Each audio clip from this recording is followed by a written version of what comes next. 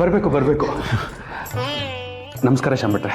ಶ್ರೀಹರಿ, ಭುವನಗಿರಿಯಿಂದ ಇಷ್ಟು ಬೇಗ ಬಂದ್ಬಿಟ್ರ? ಭುವನಗಿರಿಯಿಂದ ಇಷ್ಟು ಬೇಗ ಬರೋಕ್ಕಾಗತ್ತೇನಪ್ಪ? ನನ್ನ ಮಗಳನ್ನ ಇದೇ ಊರಿಗೆ ಅಲ್ವೇ ಕೊಟ್ಟಿರೋದು. ರಾತ್ರಿನೇ ಬಂದು ಅವ್ರ ಮನೇಲೇ ಉಳ್ಕೊಂಡಿದ್ದೆ. ಬೆಳಗ್ಗೆನೆ ಎದ್ದು ಸ್ನಾನ ಹನಿಕಾದಿಗಳನ್ನ ಮುಗಿಸ್ಕೊಂಡು ನೇರವಾಗಿ ನಿಮ್ಮ ಮನೆಗೆ ಬರ್ತಾ ಇದ್ದೀನಿ. ನೋಡಿ, ಈ ವಯಸ್ಸಲ್ಲೂ ನೀವಿಷ್ಟು ಕಾಳಜಿಯಿಂದ ನಮ್ಮ ಮನೆಗೆ ಬಂದಿದ್ದೀರಾ. ಆದರೆ ನಮ್ಮ ಮಗಳೇ ನಮ್ಮ ಮನೇಲಿಲ್ಲ. ಯಾಕೆ ತಾಯಿ, ಎಲ್ಲಿ ಹೋದ್ಲು? ಅದೇ ಗೊತ್ತಾಗ್ತಾ ಇಲ್ಲ ಭಟ್ರೆ.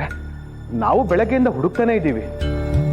ರೀ, ನಮಗ್ ಗೊತ್ತಿಲ್ಲದೆ ಇರ್ಬೋದು, ಆದ್ರೆ ಊರ್ ಸುದ್ದಿನೆಲ್ಲ ಅವಳು ಕಿವಿಗೆ ತುಂಬಾಳು ಒಬ್ಳಿದಾಳೆ. ಅವಳು ತರಾಟೆಗೆ ತಗೊಂಡ್ರೆ ಎಲ್ಲ ಗೊತ್ತಾಗುತ್ತೆ. ರತ್ನಮ್ಮ.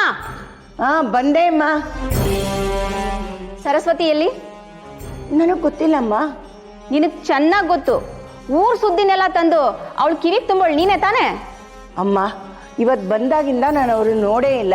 ಹಿತ್ಲ ಕಡೆ ನಾನು ಪಾತ್ರೆ ತೊಳಿತಾ ಇದ್ದೆ. ಅಮ್ಮ ಅಕ್ಕ ಬಂದ್ಲು, ಬಾ. ಸ್ವಲ್ಪ ಬಂದ್ವಿ ಭಟ್ರೆ.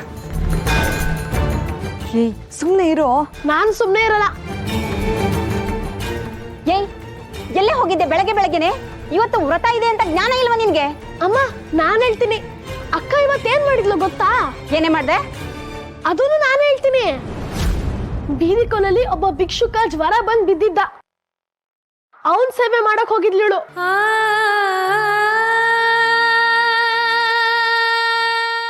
ಭಟ್ರು ಬಂದು ಕಾಯ್ತಿದಾರ್ ಕಣೆ ಅಲ್ಲಿ. ಹೋಗು, ಮೊದ್ಲು ಹೋಗಿ ಸ್ನಾನ ಮಾಡ್ಕೊಂಡ್ ಬಾ. ಮಾಡ್ತೀನಿ ರಮ್ಮ. ರತ್ನಮ್ಮ, ನೀವು ಸ್ವಲ್ಪ ಹೋಗಿ ಕಷಾಯನೂ ಮತ್ತೆ ಊಟನೂ ಕೊಟ್ಟು ಬರ್ತೀರಾ? ಯಾಕೆ? ಮನೆಗೆ ಕರ್ಕೊಂಬಂದು ಹಾಸಿಗೆ ಕೊಟ್ಬಿಡು, ಇಲ್ಲೇ ಮಲ್ಕೊಂಡ್ಬಿಡ್ಲಿ. ನಿನ್ ಬೀದಿ ಸೇವೆ ಅತಿ ಆಯ್ತು. ರತ್ನಮ್ಮ, ನಿಮ್ಮಿಂದಾನೇ ಇವಳು ಹಾಳಾಗಿ ಹೋಗಿರೋದು. ನೀವೇನಾದ್ರು ತಗೊಂಡು ಹೋಗಿ ಕೊಟ್ರೆ ನಿಮಗೆ ಬರೀ ಹಾಕ್ಬೇಕಾಗುತ್ತೆ ನೋಡಿ. ರತ್ನಮ್ಮ ಹೋಗ್ದಿದ್ರೇನು, ನನಗ್ ಕಷಾಯ ಮಾಡಕ್ ಬರಲ್ವಾ? ನಾನೇ ಹೋಗ್ತೀನಿ. ಮೈಲ್ಗೆ ಅಂದ್ರೆ ಅಡ್ಗೆ ಮನೆಗೆ ಹೋಗ್ತಾ ಇದ್ದಾಳೆ. ಅಡ್ಗೆ ಮನೆ ಪೂರ್ತಿ ಮೇಲ್ಗೆ ಹೋಗ್ಬಿಡುತ್ತೆ. ಏ, ಹೋಗ್ಬೇಡ್ವೆ. ಹಂಗ ರತ್ನಮ್ಮಂಗ್ ಹೋಗೋ ಕೇಳು. ಅಯ್ಯೋ ರತ್ನಮ್ಮ, ಅದೇನೋ ನೋಡಿ ನೀವೇ ಹೋಗಿ ಕೊಟ್ ಬನ್ನಿ.